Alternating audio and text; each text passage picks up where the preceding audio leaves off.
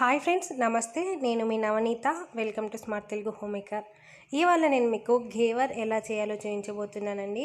అసలు ఘేవర్ అనేది ఇంట్లో చేసుకోవడం అసాధ్యమని అనుకుంటారు. అసలు ఇది ఎలా చేస్తారు, ఇట్లా ఉంటుంది అని అనుకుంటారు. చాలా వరకు చాలా ఈజీ అండి.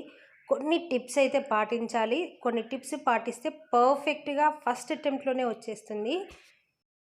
ఈ రెసిపీ అని కొన్ని షాప్స్లోకి మాత్రమే పరిమితం అని అనుకునే వాళ్ళు ఇప్పుడైతే చక్కగా ఇంట్లోనే చేసుకొని తినచ్చు. ఒకవేళ షాప్ నుంచి తెచ్చుకున్న చాలా కాస్ట్లీ. ఇది ఇంట్లో చేసుకున్నట్టే తక్కువలో మనం చాలా చేసుకోవచ్చు. లేట్ చేయకుండా ప్రాసెస్లోకి వెళ్ళిపోదాం. ముందుగా దీనికైతే నెయ్యి కావాలి అండి. ఘేవర్ అంటే కంపల్సరీ ఘీ ఎక్కువ అవసరం ఉంటుంది అని అనుకుంటారు. కాకపోతే తక్కువ నెయ్యితో కూడా మనం చేసుకోవచ్చు. నేను ఇక్కడ ఒక హాఫ్ కప్పు నెయ్యి తీసుకుంటున్నాను. అలాగే ఐస్ క్యూబ్స్ తీసుకోవాలి. ఇక్కడ కంపల్సరీ ఐస్ క్యూబ్స్ వాడాలి, లేకపోతే కూల్డ్ వాటర్ వాడాలి. మనం డీప్ ఫ్రిడ్జ్లో పెట్టిన వాటర్నే మనం వాడుకోవాలి. ఇక్కడ నేను హాఫ్ కప్ నెయ్యి తీసుకుంటున్నాను కదా, ఆ నెయ్యిని గ్రైండింగ్ జార్లో వేసుకోవాలి. గ్రైండింగ్లో జార్లో కాకుండా మనం డైరెక్ట్గా కూడా కలుపుకొని చేయొచ్చు. కొంచెం చేతితో కలిపితే టైం ఎక్కువ పడుతుంది కాబట్టి నేను ఈ గ్రైండర్లో వేసి చూపిస్తున్నాను. ఇక్కడ హాఫ్ కప్ నెయ్యి తీసుకుంటున్నాను. హాఫ్ కప్ నెయ్యికి ఒక 4 to 5 ఐస్ క్యూబ్స్ తీసుకొని ఇలా గ్రైండ్ చేయాలి. గ్రైండ్ చేస్తే ఫస్ట్ అటెంప్ట్లో మనకి ఇలా ఐస్ అలాగే ఉంటుంది. అది వెన్నలాగా మారిపోతుంది నెయ్యి కూడా. సో అప్పుడు మనం ఒక రౌండ్ 2 minutes గ్రైండ్ చేసిన తర్వాత మనం ఒకసారి కలుపుకోవాలి. కలుపుకొని ఇంకో 2 ఐస్ క్యూబ్స్ కలిపి మళ్ళీ మనం గ్రైండ్ పట్టాలి. సెకండ్ టైం గ్రైండ్ చేసినప్పుడు చూస్తున్నారు కదా, టెక్స్చర్ అనేది కొంచెం సాఫ్ట్గా మారింది. దీని తర్వాత 1 నిమిషం ఆగి మళ్ళీ ఒక 2 నిమిషాలు గ్రైండర్ చేయాలి. మళ్ళీ ఒకసారి మనం 2 నిమిషాలు గ్రైండ్ చేస్తే అది అనేది ఇంకొంచెం సాఫ్ట్ టెక్స్చర్లోకి వస్తుంది. చూస్తున్నారు కదా, ఇప్పుడు ఇంకొంచెం సాఫ్ట్గా కనిపిస్తుంది. దీన్ని ఇంకొక నిమిషం ఆగి చూద్దాం. నేను టెక్స్చర్ చూపిస్తున్నాను మీకు. ఈ రకంగా వచ్చింది ఈ టెక్స్చర్. ఇప్పుడు దీన్ని మళ్ళీ వేసి 1 నిమిషం తర్వాత మళ్ళీ ఒక 2 నిమిషాలు గ్రైండర్ పట్టాలి. అలా మనం 2 నిమిషాలు గ్రైండ్ చేస్తే చూస్తారు కదా, మొత్తానికి సాఫ్ట్గా అయిపోయింది. మనకు నెయ్యి ఇంకా నీళ్ళు రెండు కలిసిపోయి, నెయ్యి నీళ్ళు కలపడం అనేది చాలా కష్టం. ఇక్కడైతే నెయ్యి నీళ్ళు కలిసిపోయి మనకు ఒక సాఫ్ట్ టెక్స్చర్ వచ్చింది చూసారా. ఇంకా కొన్ని వాటర్ కూడా కనిపిస్తున్నాయి కదా. మళ్ళీ ఇంకో 2 నిమిషాలు మనం గ్రైండ్ చేసాము అని అంటే మనకి ఇలా సాఫ్ట్ టెక్స్చర్, వాటర్ కూడా మొత్తం దానికి పట్టేసి నెయ్యి నీళ్ళు ఒక్క దగ్గరగా కలిసిపోయి మనకు ఒక సాఫ్ట్గా ఒక జారుతున్న పిండిలాగా రెడీ వస్తుంది. ఈ ట్రిక్ అంతా గ్రైండ్ చేసే దగ్గరే ఉంటుంది. మనం 2 నిమిషాలు గ్రైండ్ చేసి 1 నిమిషం ఆగాలి, 2 నిమిషాలు గ్రైండ్ చేసి 1 నిమిషం ఆగాలి. అలా ఒక 5 to 6 టైమ్స్ చేస్తే మనకు ఈ టెక్స్చర్ వస్తుంది. ఫైనల్గా మనకు ఈ టెక్స్చర్ వచ్చేంత వరకు మనం ఆ ప్రాసెస్ చేస్తూనే ఉండాలి. గ్రైండ్ చేయాలి, ఆపాలి, గ్రైండ్ చేయాలి, ఆపాలి. అలా కంటిన్యూస్గా మీరు గ్రైండ్ చేస్తే కనుక మనకు ఘేవర్ అనేది కరెక్ట్గా రాదు. ఫైనల్గా అయితే మనకు చూస్తున్నారు కదా, నెయ్యి నీళ్ళు ఐస్ క్యూబ్స్ రెండు కూడా పర్ఫెక్ట్గా కలిసిపోయి ఒక మంచి పిండి ముద్దలాగా రెడీ అయింది. ఇలా క్రీమీ టెక్స్చర్ వచ్చిన తర్వాత దాంట్లోకి నేను ఇప్పుడు ఫ్రిడ్జ్లో పెట్టిన మిల్క్ కలుపుతున్నాను. లేదు అంటే మీకు కాచి చల్లార్చిన పాలు అయినా సరే వేసుకోవచ్చు. నేను ఒక హాఫ్ కప్ అని పాలు వేసి గ్రైండ్ చేశాను.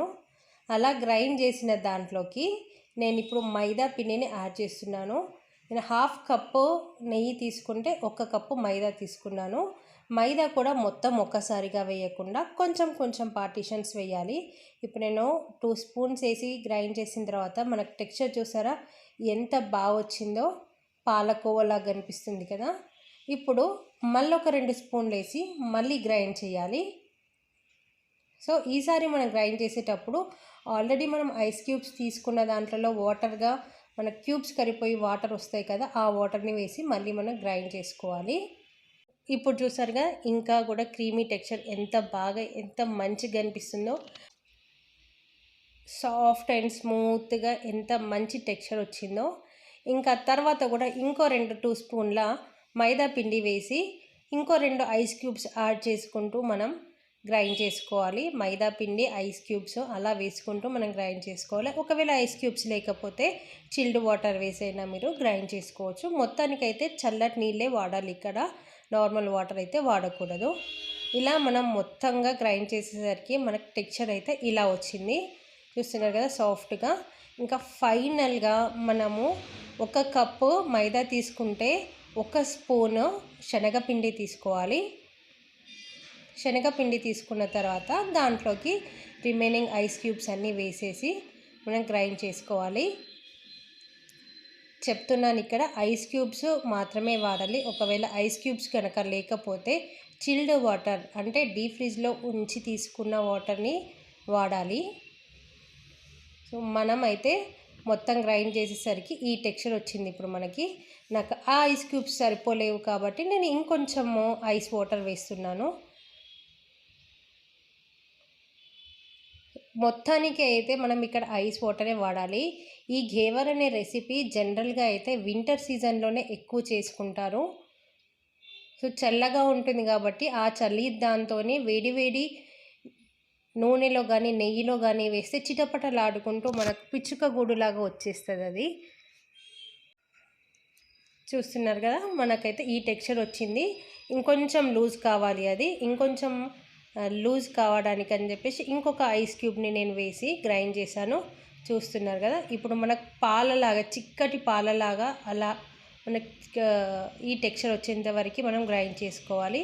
సో మనం వాటర్ కాదు అలా అని థిక్గా కాకుండా కొంచెం పల్చటి టెక్స్చర్ వచ్చేంత వరకు మనం వాటర్ వేసి గ్రైండ్ చేసుకోవాలి. మనకు బ్యాటర్ అయితే రెడీ అయిపోయింది.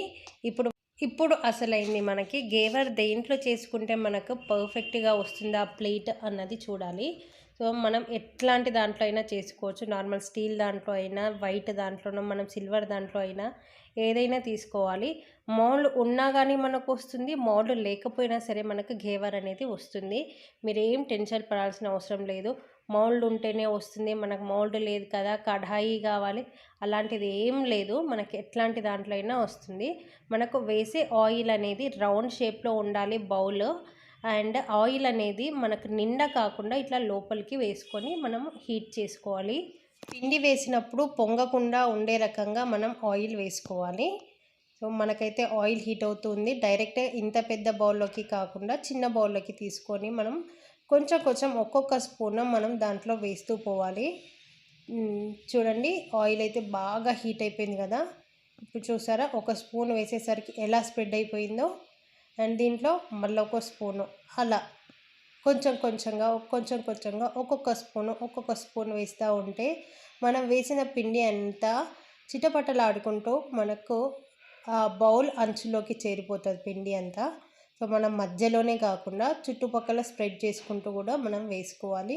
మధ్యలోనే వేస్తే కుప్పలాగా ఒకే దగ్గర ఉండే ఛాన్సెస్ ఉంటాయి. సో మనకు థిక్నెస్ ఎక్కువ కావాలి అని అంటే ఇది కొంచెం కలర్ చేంజ్ అయిన తర్వాత మళ్ళీ ఒక రౌండ్ మనం వేసుకుంటూ ఉండాలి. ఇలా ఒక్కొక్క స్పూను వేసుకుంటూ మనకు మంచిగా ఉడికేంత వరకు దీన్ని అసలు కదల్చకూడదు. దీన్ని బౌల్లోంచి తీయడం ఎలా కష్టమేమో అని అనుకోవచ్చు. లేదంటే మనం ఇంట్లో పప్పు గుత్తులు కానీ ఇంకేదైనా మజ్జిగ కవ్వం లాంటివి ఇలా చెక్కది ఏదైనా సరే ఉంటే దాంతో మనం మధ్యలో ఇట్లా హోల్ పెట్టుకొని దాని నుంచి తీసుకోవచ్చు. చూస్తున్నారా, ఇదైతే నాకు ఇప్పుడు పల్చగానే అనిపిస్తుంది. దీంట్లోకి ఇంకొంచెం పిండి వేసి ఇంకొంచెం తిక్కగా చేసుకుందాము. కానీ ఇది మనకు ఆయిల్ అనేది హీట్ అయ్యి ఉంటుంది కాబట్టి మాడకుండా కొంచెం వైట్గా ఉన్నప్పుడు మనం తీసుకోవడం స్టార్ట్ చేసాము అంటే తీసుకునే లోపు మనకి పర్ఫెక్ట్గా మనకి కుక్ అయిపోతుంది. కొంచెం కొంచెం వైట్గా ఉన్నప్పుడే తీసేసుకోవాలి. మొత్తం కాలేంత వరకు ఉంచాము అని అంటే మాడిపోయే ఛాన్సెస్ ఉంటాయి.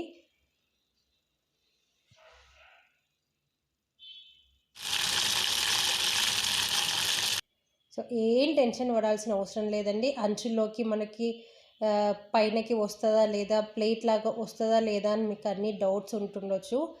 ఏం లేదండి, పర్ఫెక్ట్గా మనకు బాగా కుక్ అయ్యేంత వరకు దాన్ని కదల్చకుండా అలాగే ఉడకనివ్వాలి. స్పూన్స్ లాంటివి ఎలాంటివి పెట్టకూడదు. జస్ట్ మనం పిండి వేసుకుంటూ పోవాలి. అది బాగా కుక్ అయ్యేంత వరకు మనం దాన్ని కదల్చకుండా ఉంచాలి.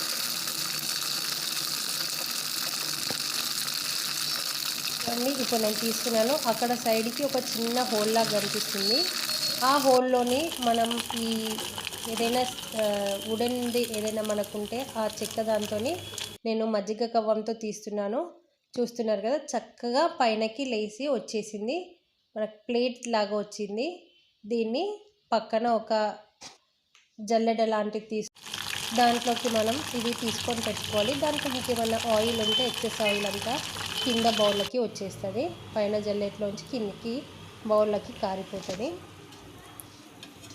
చూస్తున్నారు కదా, కొంచెం లేట్ అయితే కలర్ మాడినట్టుగా వస్తుంది. సో మనం కొంచెం వైట్గా ఉన్నప్పుడే తీసుకోవాలి.